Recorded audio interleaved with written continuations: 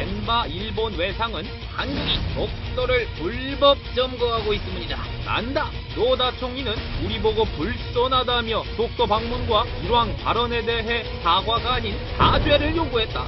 그리고 국제사법재판소 ICJ의 독도 영유권 문제 제소를 제안했다. 헐, 정신대 소녀상의 말뚝 테러를 자행했던 파렴치한 일본 우익단체가 이번에는 독도는 일본 땅이라 적힌 말뚝을 뿌려댔다. 아, 기막혀. 항의서한 가지고 간 주일 한국대사관은 운전 박대당했다. 화난다. 청와대는 말 같지도 않은 노다 총리의 항의서한을 반동했다. 한일 외교는 빨간불이다. 독도를 외국으로 분류한 일본 문서를 공개한 박선영 전 선진통일당 의원과 이재영 경남대 교수를 만나 일본의 독도 침탈 야욕에 대한 정부의 대응 해법을 모색해보자. 네, 뭐 탈북자 문제, 한일 문제 뭐 이런 거 국가를 위한 길이라면 그냥 두 팔 걷어붙이고요. 네, 아주 그냥 이 야리야리한 이 손으로 네, 그렇게 큰 일을 하시는 분 오늘 박선영 전 국회의원 오래간만에 모셨고, 그리고 일본 전문가입니다. 경남대학교 정치외교학과 이재영 교수와 함께 자리했습니다. 안녕하십니까? 안녕하십니까? 네. 저희 교수로 돌아가시니까 어때요? 국회의원 그만하니까 속은 편하시죠? 너무 좋아요. 너무 좋아요? 네. 뭐가 좋아요? 일단 짐을 벗은 것 같아서 홀가분하고요. 네. 그다음에 이런 표현하면 좀 죄송한데 이렇게 보여요. 한나라당이, 새누리당이, 민주당이 왜 저러는구나. 이제 통속이 보인다 그럴까요? 네. 많이 보여요. 그래서 이렇게 조금 이렇게 위에서 내려다보는 듯한 느낌을 제가 갖게 돼요. 그러니까 그럼 한심하죠? 솔직히 말씀. 한심한 정도가 아니죠. 네. 한심을 넘어서 두심. 네. 두심, 세심합니다. 이거 모바일 투표 그 헌법학자시니까 네. 내가 아까 뭐 헌법에 위배된 거 아니냐 이렇게 평론을 했는데 네. 어떻습니까? 이게 뭐 비밀 투표나 아까 보통 투표 선거 뭐 이런 거 위배된다 뭐 이런 얘기를 했는데 저희가 무식한 얘기 한 겁니까? 아니면 좀 일리가 있는 얘기? 네, 이제 비밀 투표라고 하는 것에 대해서 많은 분들이 조금 다른 생각들을 가지고 계신데요.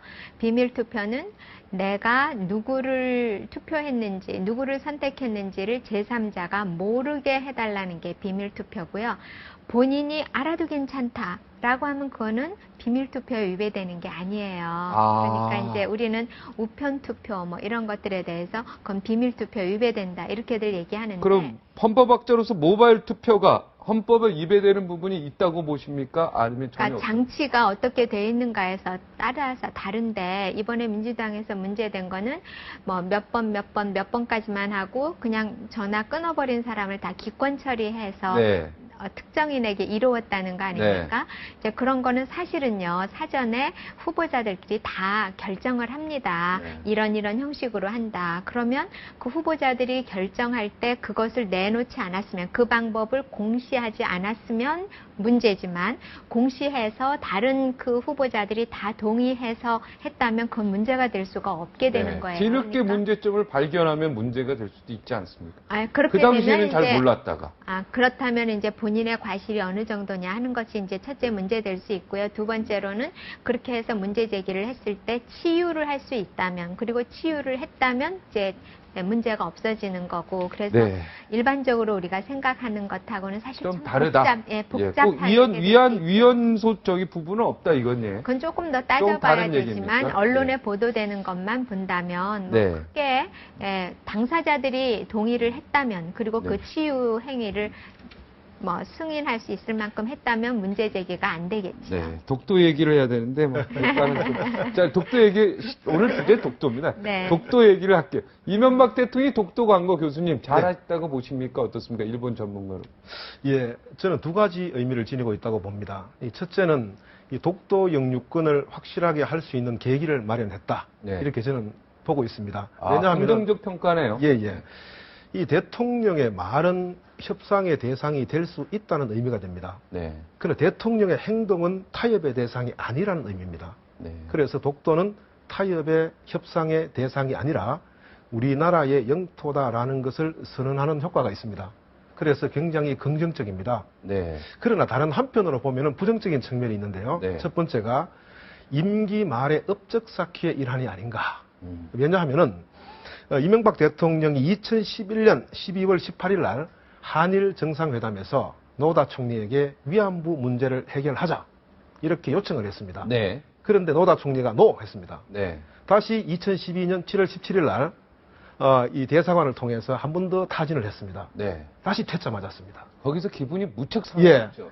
거기서 바로 독도 방문을 결정을 했습니다. 네. 그리고 8월 10일 날 독도를 방문했습니다. 네. 이렇게 볼 때 이 위안부 문제를 해결하기 위해서 네. 독도를 수단으로 삼았다. 다시 말해서 독도와 위안부 문제 모두 목적인데 네. 한 개를 수단으로, 한 개를 목적으로 삼았다. 두 번째가 문제가 뭐냐 하면은 임기 그 말 수단으로 삼은 게 잘못됐다는 잘못됐죠. 얘기죠. 왜 잘못됐는가 하면은 예. 이 둘 다 목적입니다. 네. 독도도 목적이고 네. 위안부 문제도 목적인데 네. 위안부 문제를 해결하기 위해서 독도를 꺼내들었죠. 네. 그러면 독도는 우리 땅이 아닌데 네. 위안부 문제를 해결하기 위해서 꺼내들었다. 이런 논리가 되거든요. 네. 그래서 거기에서 문제가 있습니다. 아, 두 번째, 수단으로 사용한 게 그렇죠. 네. 두 번째, 임기 말 레임덕이 상당히 빠르게 네. 광범위하게 지속되고 있습니다. 그것은 이 친인척 비리, 네. 측근 비리, 네. 그다음에 한일 정보 보호 협정의 밀실 추진 네. 이와 같은 것들 때문에 그렇습니다. 그래서 저보고 이명박 대통령의 독도 방문을 어디에 무게 중심을 둘 것인가 네. 하면은 지금은 사실상 약간 의심 쪽으로 부정적인 쪽으로. 무게를 두고 싶은 생각이 많이 듭니다. 네. 왜냐하면은 명확하게 쐐기를 받기 위해서는 후속 대책이 나와야 됩니다. 네. 그리고 현존하는 신료 지배 방안이 지속돼야 됩니다. 네. 그런데 과학기지 건설이 연기됐고 방파제 건설이 유보됐고 등등 신료 지배 방안이 있는 것조차도 없어지고 있습니다. 아, 한번 방문한 이후에. 예, 아무것도 없죠. 그래서 이걸 놓치면 안 됩니다. 제가 보기에 대통령의 독도 방문은 쐐기를 박을 수 있는 출발점입니다. 이 네. 과정이 아니에요. 네. 그래서 출발을 했으면은 완벽하게 마무리해서 끝장을 내야 된다. 그렇죠. 독도가 우리 땅이라는 사실을 만천하에 공표하고 신료 지배로서 완성을 해야 됩니다. 그게 제 생각입니다. 네. 아직 결과적으로 지금 잘못했는데 이왕 시작했으니 네. 끝장을 봐야 된다. 이렇게 이해하면 되겠습니다. 그렇습니다. 예. 그리고 독도는 결코 수단이 아니라 목적으로 잡아야 되는데 수단으로 이용한 거 이거는 좀 잘못됐다. 그렇습니다. 위안부 문제를 목적으로 한 거. 그렇습니다. 예. 어떻게 보고 계십니까? 교수님의 생각. 저는 이 교수님하고 조금 다른 의견을 네. 가지고 네. 있는데요. 네. 사실 저도 처음에 이명박 대통령의 독도 방문 얘기를 들었을 때 좀 생뚱맞다. 이분이 그동안 일본이나 과거사에 대해서 가졌던 인식이나 네. 하셨던 말씀들, 행동들을 볼 때는 정말 생뚱맞다. 왜 지금 이런 행동을 하지 하는 생각은 들었어요. 일본이 그러나 상당히 우호적이었죠, 과거에. 그랬죠. 네. 그리고 과거는 묻지 않겠다 네. 그랬고요. 네. 아니 과거를 묻지 않겠다 그러고 일방적으로 짝사랑하는 사람 같은 모습을 보이다가 지금 말씀하신 대로 지난 겨울부터 과거에 사죄해라. 뭐 네, 이렇게. 지난 겨울에 이제 위안부 문제 때부터 이제 조금 달라지는 모습을 보였어요. 그러나 그럼에도 불구하고 최고 통치자가 독도에 간 것은 저는 잘했다고 봅니다. 잘한 거예요. 그리고 이제 두 번째로 제가 달리 생각하는 거는 이 교수님하고 일본군 위안부 문제만 역사 문제가 아니라 독도도 역사 문제입니다. 잘 아시겠지만 1905년에 일본이 유신 정권 들어서기 전까지는요. 독도를 자기네 땅으로 안 했어요. 그 전에는요. 도해 면허까지 받았습니다. 그러니까 네. 우리 정부에다가 간다 그러고 자기네도 이 남의 나라 가기 때문에 우리도 여권 내야 다른 나라 가잖아요. 하는 식으로 도토리현에서 어부들이 전복 따러 오고 이럴 때 일본 정부에다가 저 독도 울릉도 근처에 가서 이런 거 해오겠습니다 하고 우리 여권 내듯이 도해 면허를 냈어요. 그리고 네. 우리 정부에다가 세금도 냈었죠. 그거는 얼마 전에도 밝혀졌죠. 네. 그런 걸로 봤을 때 이 독도 문제를 영토 문제로 보는 거는 일본하고 같은 시각입니다. 그래서 독도 문제가 위안부 문제하고 다른 것이다라고 하는 우리 이 교수님 말씀에는 제가 동의하지 않고요. 1905년은 사실 을사조약으로 외교권이 박탈하니까 그때부터 예, 독도를 마음대로 그러니까요. 왔다 갔다 했다는 네, 거잖아요. 그러니까 지금 두 가지 면에서 우리가 유의를 해야 되는데 독도는 영토 문제가 아니라 철저하게 역사 문제라고 할 때 우리가 이길 수 있는 겁니다. 그러니까 1905년 지금 말씀하셨던 일사늑약 네. 이후에 그다음에 강제 병합하고 그러지 않습니까? 네. 그러는 과정에서부터 이게 문제가 생겼고 그다음에 6.25 이후에 이승만 라인 그어지니까 ICJ 가고 그 사실 말이 안 되는 거거든요. 남의 나라 지금 전쟁 막 끝났는데 ICJ 가자 그러고 그다음에 1952년에 샌프란시스코 조약에서 그냥 일본, 독일 이런 패전국으로서의 대접 안 받고 미국 살랑살랑해서 그 당시에 보면 미국으로서는 일본이 잘못하면 소련화 될 것 같았거든요. 네. 그러니까 우리 광복 이후에 일본은 패전 이후에 사실 천황이 전쟁 피해 전범이 안 됐죠. 했잖아요. 네, 전범으로 그렇게 안 한 됐죠. 이유가 네. 미국으로서는 일본이 그 당시에 사회주의 운동도 굉장히 강했고요. 아나키스트들도 굉장히 활발했습니다. 네. 그래서 같은 전승국이잖아요. 그 소련은. 네. 그래서 저게 소련처럼 러시아처럼 저렇게 될까봐 그 영향권 안에 들어갈까봐 사실은 일본 손을 들어주고 샌프란시스코 조약할 때 보면은 미국의 학자들도 반대하는데 독도를 빼내게 됩니다. 그런 과정에서 이 문제가 생겼기 때문에 독도 문제는 절대로 영토 문제가 아니라 역사 문제다. 그걸 우리가 얼마든지 입증할 네. 수 있거든요. 미국이 뺐다는 건 뭡니까? 독도. 샌프란시스코 조약에서 독도를 독도가 빠져 있어요. 아, 이거는 한국 땅이다 이렇게 정확히 예, 규정을 예. 안 했다 이 말이죠. 예, 제가 이제 1946년에 대장성 고시로 654호가 나왔던 거 독도를 자기네 땅이 아니라고 고시한 거예요. 근데 대장성은 그 천황을 관장하던 최고의 부서거든요. 네. 거기에서 첫 번째 뭐 대만, 한국, 그 사할린, 그 다음에 독도가 네 번째로 나옵니다. 네. 그래서 자기네 땅이 아니라고 해놓고 그 다음에는 이제 미국하고 협상을 하면서 그 당시에 미국이 사실은 독도를 이렇게 그 훈련 기지로 했잖아요. 독도를 이렇게 놓고 거기에 포 쏘고 훈련했거든요. 네. 그런 과정에서 이제 일본이 미국한테 살랑살랑한 거죠. 이거 독도를 일본 땅이라고 해줘야 네. 나중에 러시아나 북한 문제 이런 거 해결할 수 있다라고 하니까 미국으로서는 이거는 엄연하게 한국 땅인데 일본 땅이라고 해줄 수는 없고 하니까 슬그머니 빼버린 겁니다. 네. 그 언급을 하지 못한다. 예, 그래서 그걸 싹 빼놓은 거거든요. 그러니까 샌프란시스코 조약에 그 독도가 빠져 있는 이유가 그런 거거든요. 그럼 미국의 책임도 일부 있습니다. 오늘의 이렇게까지. 그렇죠. 이끌어온 거. 그런데 미국이 툭하면 한국하고 일본 사이에 문제만 생기면 일본 편을 드는 것도 이제는 이 문제, 독도 문제를 가지고 확실하게 우리가 쐐기를 박아야 돼요. 그래서 독도 문제는 우리에게 있어서 영토 문제가 아니라 역사 문제다. 그리고 일본이 지금까지 우리에게 도회면허 받아서 건너왔고 우리에게 세금도 냈고 역사적인 자료들을 충분히 우리가 발굴하고 활용해야 돼요. 네. 노다 총리의 서한을 반송하면서 우리 외교관이 어떤 수치를 당하고요. 일본 대사관 앞에서 차도 주차도 안 되고 그 앞에서 아예 그냥 그 앞에서 그 경찰 거기 순경한테 이렇게 앞에서 빠꾸 당하고 빠꾸가 아니면 거부 당하고요. 참 이게 외교적으로 있을 수 없는 일인데요. 이게 그러니까 총리의 서한을 반송한 것 이 자체도 외교적으로 우리도 결례를 범한 겁니까? 어떻습니까? 예, 8월 17일 날 이 노다 총리가 이명박 대통령에게 독도 상륙에 대한 유감을 표시하는 이 서한을 발송을 했죠. 네. 하고 나서 이명박 대통령이 보기도 전에 외무성 홈페이지에 내용을 공개를 했습니다. 이것은 외교적 상당한 결례죠. 네. 거기에 또 그 결례를 우리가 또 받아쳤지요. 네. 멍군 장군입니다. 예, 예. 장군 멍군이죠. 우리가 일본이 먼저 결례를 했지요. 네. 하니까 우리 정부에서는 뜯어보지도 안 하고 네. 일본 외무성으로 반송하려고 하니까 문까지 걸어 잠그고 네. 수령을 거부를 했죠. 네. 하니까 또 우리는 또 어떻게 했습니까? 등기우편으로. 네, 등기우편으로 반송을 하고 또 했습니다. 그죠? 네. 자, 일본이 먼저 결례를 범했습니다. 그죠? 네. 그런데 주고받고 했는데 외교는 장난과 감정이 아닙니다. 철저하게 합리성의 측면에서 이루어져야 되는데 네. 비록 일본이 먼저 외교적 결례를 범했다고 할지라도 같이 감정적으로 같이 장난처럼 주고받기식으로 해서는 문제가 있다. 저는 그렇게 보고 있습니다. 네. 그래서 예, 그래서 제가 보기에는 일본이 사실상 그 이번에 독도 문제에서 매뉴얼이 없었어요. 네. 없어가지고 막 우왕좌왕 했어요.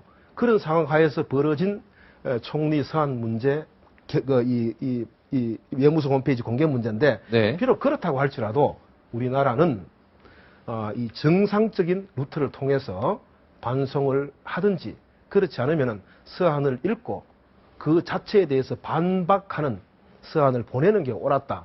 왜냐하면은 외교 관계에서 합리성을 떠나서 감정적으로 대응해버리면은 그것은 외교적 공격의 빌미가 되어버립니다. 지금 현재 일본이 우리나라 보고 뭐라고 하고 있습니까? 우호적인 국가 간 관계에서 외교 서한을 등기로 반송한 사례가 없다라고 하면서 그것을 빌미로 공격을 하고 있습니다. 트집 잡아서 이제 그걸 계속. 예.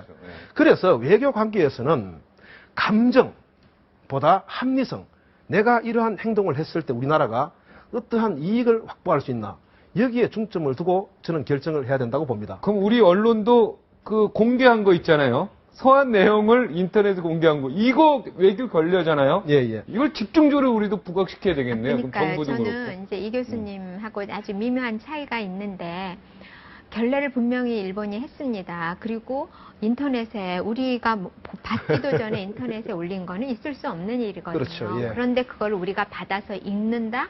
이거는 굴욕적인 거죠. 그래서 반송을 시키는 게 정상입니다. 제대로 친서를 하려면 제대로 하고 외교적 결례에 어긋나지 않도록 해라라고 분명히 해서 메시지를 보낼 필요는 있었는데, 그래서 결국 그거를 싸움하지 사람이 않습니까? 그러니까 그게 사람이 가지고 가면서 이제 우리가 당한 거죠. 여기서 그냥 등기로 보냈어야 네, 된다, 그냥 이거죠. 바로 등기로 보내버리든지 아니면 주일 대사관으로 그냥 반송을 해버리든지. 그냥 이렇게 주일도 대사 불러가지고 가져가. 네, 네. 딱 이렇게 했어야 예, 된다. 예. 그래서 그걸 안 뜯어보고 반송을 한 건 전 잘했다고 봅니다. 왜냐하면 아니 그런 무례가 어디 있습니까? 아니 봉해서 친서라는 건 봉하고 반드시 그 사람이 읽도록 해서 보내는 건데 받기도 전에 그 인터넷에다 올린다는 거는 정말 대한민국을 뭐로 보는 겁니까? 그래서 네.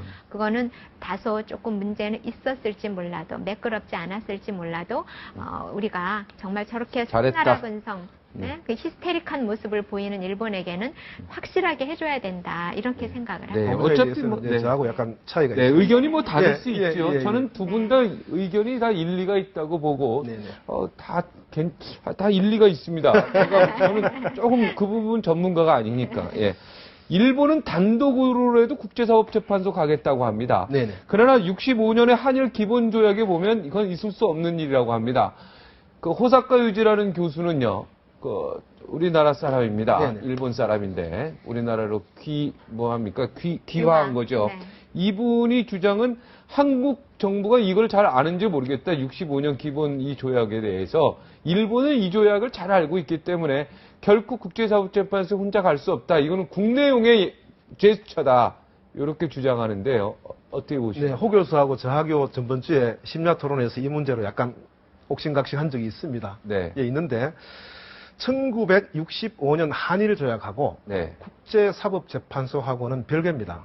아무런 관계가 없습니다. 왜냐하면은 국제사법재판소는 국가 간 분쟁이 있으면 동반 혹은 단독으로 마음껏 제소할 수 있습니다. 네. 그러나 우리가 통상적으로 보는 것은 이제 한일 청구권 협정 안에 제3조에 보면은요, 중재 조항이 있습니다. 네. 다시 말해서 협정의 해석이나 실행에 관해서 의견 일치가 되지 않으면은 첫째, 외교적 루트를 통해서 해결하고, 외교적 루트를 통해서 해결되지 않으면은 한일 각 한 명, 제3국 한 명, 3명으로 중재위원회를 구성하고 그 결과에 따르기로 한다라는 조항이 있습니다. 네. 그런데 그 조항은 내용이 뭐냐 하면은 한일 청구권 협정의 해석과 실행에 관한 것입니다. 독도하고는 아무런 상관이 없습니다. 두 번째, 분쟁 해결에 대한 교환 공문 카는 게 그 당시 체결이 됐습니다. 여기에 보면 또 중재 조항이 나옵니다. 어떻게 나오는가 하면은 한일 간에 분쟁이 발생하면은 외교적 통로를 통해서 해결한다. 네. 그러나 외교적 통로를 통해서 해결되지 않으면은 각국이 동의하는 절차에 따라서 조정을 실행한다. 이렇게 나와 있습니다. 네. 그러니까 이 부분 아니에요. 예, 옵니다. 예. 동의한 거. 그렇습니다. 그러니까 우리가 동의하지 않으면 안 된다는 거 아니에요. 예. 네. 지금 한일이 싸우고 있는 게 뭐냐 하면 일본은 독도 문제도 분쟁하자. 분쟁에 들어간다. 네. 우리나라는 한일 조약 당시에 맺은 조약이므로 한일 청구권 협정, 그 다음에 한일 어업 협정, 한일 문화재 협정, 제1동포 법적 지위에 관한 협정 4개가 체결됐지 않습니까? 네. 요 4개만 해당되는 사항이다라고 싸우고 있습니다. 그래서 일본이 이 분쟁 해결에 대한 교환 공문을 근거로 조정을 실시하자고 해도 우리가 합의하지 않으면은 그 부분이 여기에 명시되어 있습니다. 네. 그러므로 합의하지 않으면은 조정에 가지 못한다. 이렇게 볼 수가 있습니다. 그러니까 조정에 가지 못하는 거 아니에요? 네네, 못 갑니다. 국제사법재판소 혼자 못 가는 거잖아요. 아니, 국제사법재판소하고 조정은 다릅니다. 아, 그것도 예. 다르다. 예. 헷갈립니다. 머리가 갑자기 아파 보이는데. 중재하고 예, 예. ICJ하고는 예, 국제사법재판소는 전혀 다른 얘기다. 예, 예. 네네. 그럼 혼자 갈 수 있다. 혼자 네. 가면 국제사법재판소의 관련자들이 머리가 무척 아프겠네. 그때는 이제 우리가 갖고 있는 자료 가지고 싸워야 됩니까? 우리들 어떻게 됩니까? 그다음. 그러니까 이제 지금 우리 이 교수님 말씀하신 거는 이제 일반적인 거고요. 그 부속서에 보면은 독도 얘기가 나오기는 해요. 네. 그 독도 얘기가 뭐라고 나오냐 하면 독도는 한국 거고 다케시마는 일본 거다. 그래서 왜 일본 뭐 오래 살았다는 일본 기자들이 뭐 이런 데 나와서도 그 소리 하잖아요. 독도는 한국 거고 다케시마는 일본 거다. 이제 이게 그 부속소에 있는데 우리나라에서 이걸 활용을 하지 않았던 이유는 사실은 좀 도덕적인 측면이 있어요. 그게 어떻게 만들어졌습니까? 그 과정에 보면 정말 이게 한국도 그렇고 일본도 그렇고 이렇게 밀실 정치해도 되나 싶은 생각이 들 정도로 그 범양 상선 회장 집에서 예. 총리하고 일본의 우노 의원하고 밤중에 만나가지고 그것도 김종필 전 네. 총리 네. 형이 나서가지고 아, 형이요? 형이 네. 김종필 씨는 그 당시에 박정희 대통령한테 쫓겨갖고 네. 외국을 떠돌고 있을 때니까요. 네. 그 JP 형하고 그 다음에 우노라는 일본 자민당 의원하고 그 다음에 우리 정일권 총리하고 만난 것도 범양상선 회장 집에서 자택에서 만나서 밤중에 꽁꽁이를 한 겁니다. 네. 근데 이제 우리는 8억 불을 받았죠. 뭐 이런저런 이유로 그 돈이 급했고 일본은 독도를 너네 내놔라 했고 근데 우리는 내줄 수가 없는 거죠. 네. 그래서 거기에 보면은 한국의 영해는 독도를 기점으로 하고 일본의 영해는 다케시마를 기점으로 하고 이런 말도 안 되는 부속서의 내용이 나와요. 아, 독도와 다케시마는 우리 시청자 여러분 헷갈릴 수 있지만 같은 거죠. 네, 네. 일본말로 그러니까 독도를 다케시마로 네, 하는데 말이 안 되는 독도는 거죠. 한국 거, 다케시마는 일본 거. 이런 이렇게 말도 돼요, 안 되는 부속서가. 거를 부속서에다 네, 집어넣었다. 근데 말이 안 되면서도 돈 때문에, 예, 돈 우리는 때문에. 돈 때문에 워낙 차관을 그렇게 받아야 했고, 되니까. 예, 8억 불이라는 네. 돈을 받은 거고 일본은 그거를 빌미로 이제 국내적으로 다케시마 그러니까 우리의 독도를 마치도 자기네가 가져간 것처럼 이제 치장을 할 수가 있고 이렇게 해서 이제 그게 태어났기 때문에 네. 사실 도덕적으로 굉장히 문제가 되는 거죠. 그래서 네. 우리 정부는 거기에 대해서 이제 입을 싹 닫고 있는데 ICJ로 갈 때 어떻게 하느냐. ICJ는 사실은 상대방이 같이 가야 돼. 혼자 못 가거든요. 네. 강제 관할권이 없어요. 그러니까 네. 제가 가세요 이렇게 하면은 우리 이 교수님이 좋아 가지 네. 이렇게 해야 갈 수 있어요. 안 그러고 우리 안 가, 나 안 갈래요, 예, 그러면. 박 네. 부장님이 강제로 할 수 없어요. 네. 강제 관할권이 아. 없지만 이게 최근 들어서는 확대 관할권이라는 이론이 생기면서 사실은 우리가 안 가겠다고 하는 거부 의사를 분명하게 밝히지 않으면 그 왜 거부를 하는지에 대해서 의사를 확실하게 밝히지 않으면 끌려갈 수도 있어요. 아, 우리 땅이니까 갈 이유 없다. 이렇게. 그렇게 하다가 해야 당한 되겠- 나라들이 있습니다.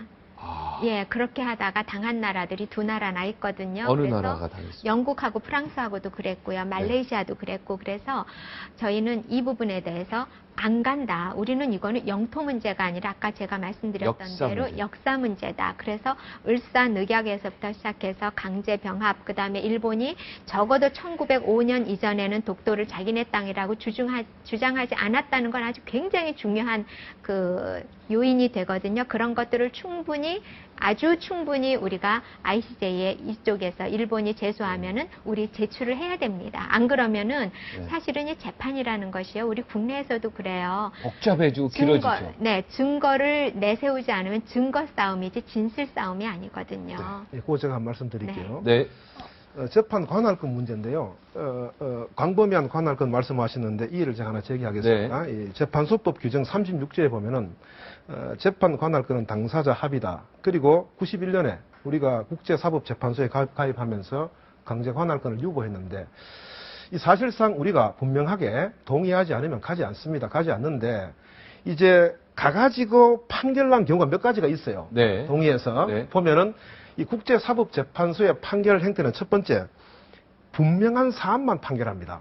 네. 예를 들어서 영국의 저지섬하고 프랑스 해안 사이에 망키아하고 에크오르 사건이 있습니다. 그 섬입니다. 네. 영국하고 프랑스가 놓고 싸웠어요. 근데 국제사법재판소가 영국의 편을 들어줬어요. 네. 그 근거가 뭐냐 하면은 영국하고 프랑스 사이에 특별 협정이 존재했었어요. 다시 말해서 영국의 편을 들어줘도 크게 문제될 건 없었어요. 네. 두 번째가 뭐냐 하면은 이 갈등의 여지가 있는 사건은 판결을 회피합니다. 네. 1946년에 국제사법재판소가 생기고 2000년까지 판결하고 권고하는 61개하고 23개밖에 없습니다. 네. 다시 말해서 이 사건이 오더라도 국가 간에 굉장히 민감한 갈등 상황이 있는 사건은 판결을 회피한다는 거죠. 안 합니다. 네, 그러면 시간이 없어서 그러니까 국제사법재판소의 결론은 판결 안 한다. 이거 최후에 가더라도 판결 안 할 확률이 높네요. 우리가 따라가더라도 국제사법재판소가 판결을 안 할 가능성이 높습니다. 따라가지 않잖아요, 우리가. 따라가지 않으면은 자동 폐기됩니다. 자동 폐기됩니다. 아, 근데요, 예. 이제 지금 우리 교수님 네. 말씀하시는 거 다 맞는데, 네. 60년대 이후로 이게 변하게 돼요. 그래서 확대 관할권을 행사하기 시작을 했고요. 우리가 안 가겠다고 하는 심리 거부를 설명할 의무가 우리에게 생겼어요. 예, 그건 그래서, 있습니다. 네. 예. 그래서 우리가 제 말씀은 우리가 안 가겠다. 만일 일본이 아직까지는 제소하지 않는데 제소를 하게 되면 우리는 철저하게 맞습니다. 자료를 네. 만들어서 네. 심리 거부 설명 의무를 충실하게 이행해야 네, 돼요. 알겠습니다. 네. 하여튼 해법은 좋은데, 이제 거기까지 하시고, 자, 이제 우리가 앞으로 어떻게 해야 되는지 지금 시간이요, 없습니다. 네, 1분도 안 남아 30초씩. 예. 자, 네. 빨리. 네. 네. 제일 중요한 건요.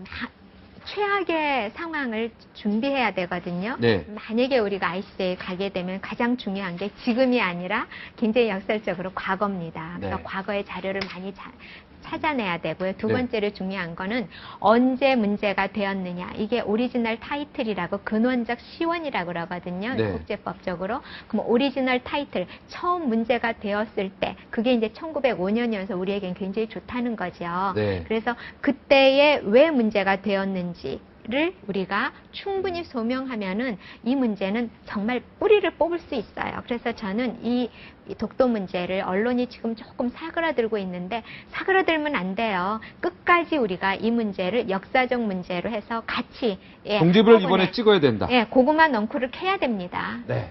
예, 저는 그 분리 정책을 주장하고 싶습니다. 즉 뭐냐 하면은 이 독도 문제는 단호한 입장, 시설적 신료 지배, 군사적 신료 지배로 가야 됩니다. 네. 두 번째, 이 과거사 문제는 일본의 사과, 그 다음에 8억 불 사용한 기업과 공사와 정부가 1차적으로 배상하고, 네. 그 다음에 미국의 비호에 의해서 배상하지 않았던 부분을 2차적으로 일본이 배상하도록 만들어야 됩니다. 그래 접근을 해야 됩니다. 네. 세 번째, 경제관계는 한일 무역, 금융협조 체제가 협조적으로 갈 것입니다. 왜냐하면은 무역도 그렇고 금융협조 체제도 그렇고 한일 관계가 틀어지면 양국가 모두 손해입니다. 네. 그래서 이 경제관계는 접근하면 풀릴 것입니다. 네. 그리고 마지막으로 안보 문제인데요. 이 동아시아 세력 균형 체제를 보면은 우리나라하고 일본하고 미국이 한 축입니다. 북한하고 소련하고 중국이 한 축입니다. 네. 우리와 일본과 미국의 힘의 우위가 북한과 소련과 러시아를 누르는 게 동아시아 국제 체제입니다. 네. 그러므로 우리나라와 일본의 군사협정이 반드시 필요한데 서둘러서는 안 된다. 네. 이런 의견입니다. 네, 한 네. 가지만 더 네. 말씀을 드릴 게 있는데요. 독도에 대해서 이야기할 때 실효적 지배라는 말은 이제 우리가 더 이상 안 썼으면 좋겠어요. 이거는 1940년대 이후로 국제법적으로 네. 실효적 지배라는 단어의 뒷뜻은 그것이 품고 있는 함의는 네. 강제로 우리가 내 것이 아닌데 강제로 지배하고 그렇죠. 있다. 이게 있거든요. 그래서 네. 주권의 그건 시험, 아닙니다. 그건 아니요. 아닙니다. 윤상현 의원도 그런 말을 했는데요. 디스플레이 오브 실용적 지배는 세 가지 의미가 서버넌티라고 있습니다. 뭐냐면 첫 번째, 지금 네, 이거 시간이 다 돼가지고요. 예, 죄송합니다. 주권의 예. 시현으로 제가, 국제법적 네, 용어가 곤란하네요. 바뀌고 예. 있어요. 네, 그러니까 알겠습니다. 여기까지만 듣겠습니다. 예, 예. 주권의 시현이라고 해주셨으면 좋겠어요. 뭘로요? 주권의 시현. 아. 우리 주권을 네. 디스플레이한다, 보여준다. 예. 예, 주권의 다 시현. 의도가 좋은 네. 이야기고 일리가 있는 것 같습니다. 오늘 여기까지만 듣겠습니다. 오늘 국제법적 지금, 용어니까요. 너무 네. 죄송합니다. 시간이. 오늘 고맙습니다. 네, 감사합니다. 감사합니다. 태풍도 비도 많이 오면 재앙이고요. 또 이들이 안 와도 재앙입니다. 대자연 앞에 까불면 안 됩니다. 철저히 낮춰서 숙여야 합니다. 저는 여기서 물러가겠습니다. 시청해 주셔서 감사합니다.